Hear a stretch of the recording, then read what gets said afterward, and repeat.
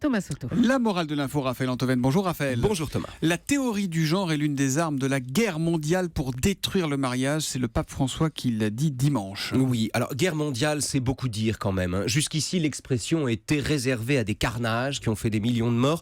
Quand on est le verbe incarné, c'est-à-dire le pape, c'est avec prudence qu'on doit manipuler les mots. Alors je ne suis pas dans sa tête, mais peut-être que dans l'esprit du pape, il parlait d'une guerre mondiale invisible. Certainement, forcément. La guerre dont il parle ne se voit pas puisqu'il éprouve le besoin d'en informer le monde. Or, qu'est-ce qu'une guerre invisible, Thomas ? Qu'est-ce qu'une guerre sans déplacement de troupes ni déclaration de guerre, mais mondiale et pourtant secrète ? Un complot ? Exactement. Un complot.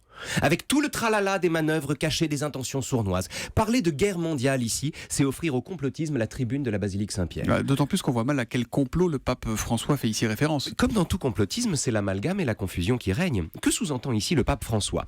Que la théorie du genre, alliée au lobby homosexuel naturellement, gangrène les plus hautes sphères de l'État et répand ses paroles méphitiques jusque dans les manuels scolaires. Et pour le coup, soyons factuels, il a tort, la théorie du genre ne figure pas dans les manuels scolaires. Non, il a raison et c'est vous qui avez tort. Comment ça ?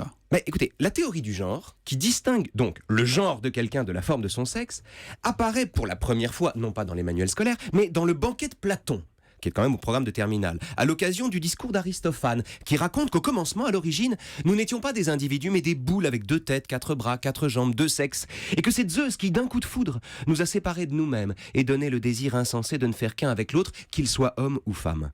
La théorie du genre, pour ne citer que ces exemples, refait surface ensuite, notamment dans Le rêve de d'Alembert de Diderot, où le médecin Bordeu explique à Mademoiselle de Lespinasse que, citation, « la femme a toutes les parties de l'homme et que la seule différence qu'il y ait est celle d'une bourse pendante en dehors ou d'une bourse retournée en dedans ». Autrement dit, que la différenciation des sexes eux-mêmes est un effet de la culture. Enfin, la théorie du genre est omniprésente dans la recherche du temps perdu, dont presque tous les personnages ont, conformément à la théorie, un destin qui échappe à la forme de leur sexe. Pour n'en citer qu'un seul, le baron de Charlus est, en apparence, un homme épris de virilité, mais c'est en réalité, citation, une femme, une vraie femme, non pas au sens où il aurait le sexe d'une femme, mais au sens où il a, comme dit sa belle-sœur, un cœur de femme et appartient, citation, à la race de ces êtres, moins contradictoires qu'ils n'en ont l'air, dont l'idéal est viril, justement parce que leur tempérament est féminin. Et la morale de l'info, Raphaël ? La morale de l'info, c'est une question.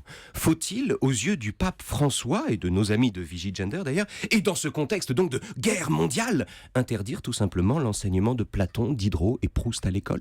Voilà pour la morale de l'info. Et alors Christian Estrosi, quand il a su qu'on parlait de la théorie du genre, a tenu à rester pour vous écouter. Monsieur Estrosi, vous avez une position sur les déclarations du pape ? D'abord, écoutez Raphaël, parce que j'ai beaucoup d'admiration pour le talent avec lequel Ça, vous avez il vient raison. d'évoquer ce sujet.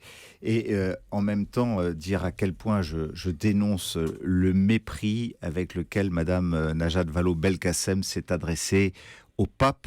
Elle n'est pas dans son rôle quand elle dit aux enfants de France aucune différence biologique entre les hommes et les femmes. Elle y défend la théorie du genre au sein des écoles de la République, là où le pape est dans son rôle. Je prends sa défense de toutes mes forces. Madame Najat Vallaud-Belkacem, sur cette affaire en s'en prenant au pape, fait honte à la France, tout simplement. Qu'a-t-elle fait de sa vie pour se permettre de mépriser autant celui qui est au-dessus d'1,2 milliard C'est un débat catholiques qu'il faudra prolonger. Pourquoi ne pas faire un qui-vive avec Najat Vallaud-Belkacem et Christian Estrosi pour parler de la théorie du genre, Voilà une bonne un samedi. idée. Voilà, Allez. l'invitation est lancée. Yallah. Merci beaucoup et à demain, Raphaël.